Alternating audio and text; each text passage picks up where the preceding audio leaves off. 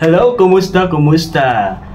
Welcome naman na ulit sa ating YouTube channel. Huwag kalimutan na mag-subscribe sa ating YouTube channel, no?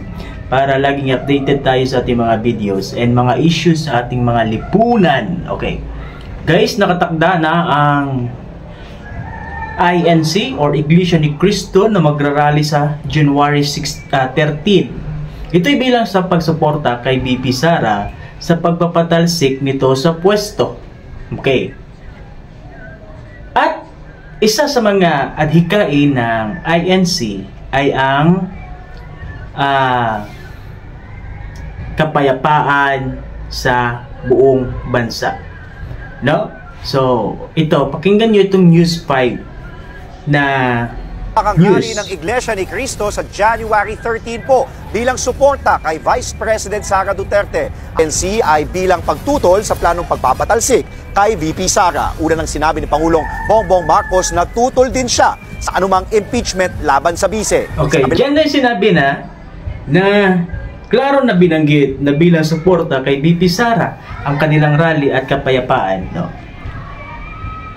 At tayo naman sa mensahe, kung balikan natin yung mensahe, sinabi naman ni President Marcos na ayaw din niya ang pagpapa-impeach o ang pagpapatalsik kay Sara Duterte. Pero bakit pa rin iba kasi wala kasing, alam mo, walang leadership ito si Marcos eh. Tingnan mo ngayon sinong namumuno, si Romualdez na. Parang siya na yung presidente tapos vice president si Lisa. But anyway, sinabi naman o binanggit ni nakaraan ni Ferdinand Marcos na tutol din siya sa pagpapa-impeach kay VP Sara. Pero ang tanong nito, bakit patuloy pa rin ang pagpapa-impeach? No? Bakit patuloy pa rin? But anyway, mas maganda na nga yan para mas malaman talaga, himayin yung mga kaso, no? Pero alam mo kasi, sa punot dulo ng impeachment na yan, matagal gumulong yan, lalo't na ang meron silang sapat na batayan saan kinasto ang confidential funds. Yun lang naman yun. Ang pinakadahilan sa impeachment nila, misuse of funds and lack of public trust. Nawala na ng public office, wala. So, possible, pwede siya magiging grounds sa pagpapa-impeach kay Sara. Talagang may impeach talaga si Vice President if mapatunayan ginamit niya yung funds na wala lang, no, na misuse of funds and betrayal of the public office. So, ma-impeach siya. Pero sa nakikita natin, marami pang natulungan. Maraming mga nahatiran ng mga tulong during kalamidad. No? Gamit ang budget ng OBP. Wala naman akong nakikita na betrayal of public trust or public office. Paano natin may impeach yan? At saka, kung misuse of funds, mayroon naman silang report na galing sa COA na nagsasabi na ginagamit ng Vice President ang confidential funds ng tama. Ibig sabihin, kung ginamit yun ng tama, bakit tatalab kaya ang impeachment? No? So matagal yan na proseso. Baka maabutan pa yan ng 2028. Hindi agad-agad basta yan kasi investigation, kantak ng investigation matagal. No? Unlike dun sa president sa South Korea is immediately declaring a martial law. Puta. So, napakadali lang niya patalsikin as like Ferdinand Marcos Sr. No? Ito naman si Junior ngayon, di ko na alam. No? Ano nang nangyayari. But, okay, balik tayo sa issue. Kung si VP Sara ay ma-impeach or hindi man ma-impeach pagdating sa halalan, gagamitin niyang impeachment na yan para to disqualify the Vice President na tumakbo pagka-presidente sa 2028. Meaning, hindi siya pwedeng tumakbo sa pagka-presidente kasi meron siyang nabiti na kaso for impeachment sa pagka-vice president niya. Dadalhin kasi yun no? Sisilipin kasi yan ng COMELEC na kung meron kang kaso for impeachment, madi-disqualified ka. Kasi may matindi yung impeachment nga, di ba? Matindi yan So, sapagkat, delikado talaga yan.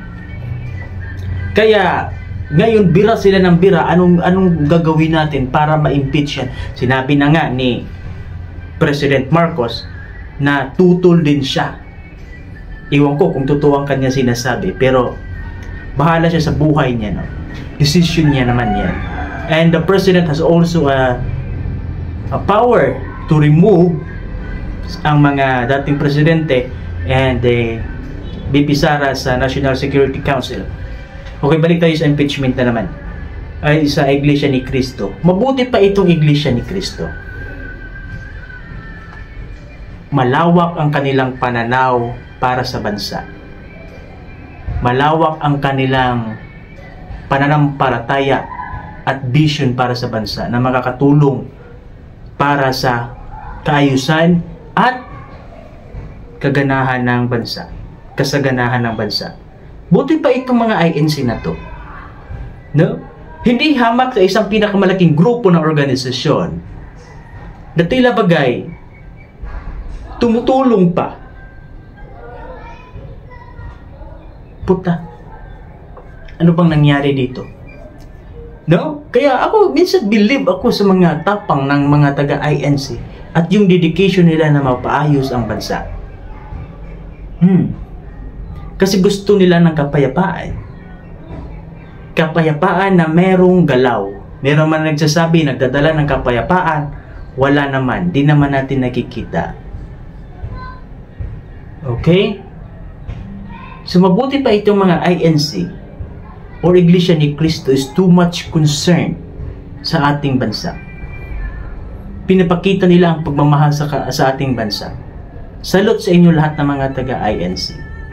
Congratulations, believe ako sa inyong tapang at sa inyong pamumunog ni Eduardo Manalo.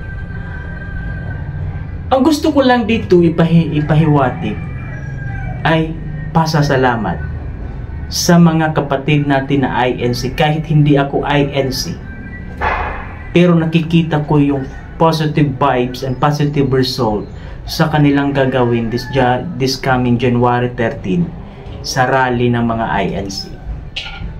Tingnan na lang natin at aabangan ano ang possible na mangyayari. Pero sabi ko nga, kami ay labis na natutuwa sa inyong ginagawa. Hindi man sa pagsuporta sa isang politiko, but doon na lang sa pagpapayaman ng kasaganahan, kapayapaan, ma-promote ang peace and order sa bansa. Malaking tulong na yon sa lahat ng mga membro ng INC. No? So, yun lang naman gusto kong ipahiwatig at ipadama, no? Sa bidyong ito. Ang suporta ko rin sa inyo.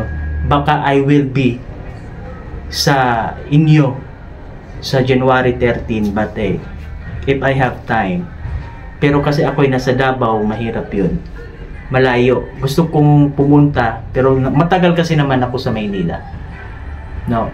Kaya, I am so very proud. Thank you very much, INC. Iglesia ni Cristo sa inyong mga pamumuno. Gabayan nawa kayo ng buong may kapal. God bless and don't forget to subscribe our YouTube channel.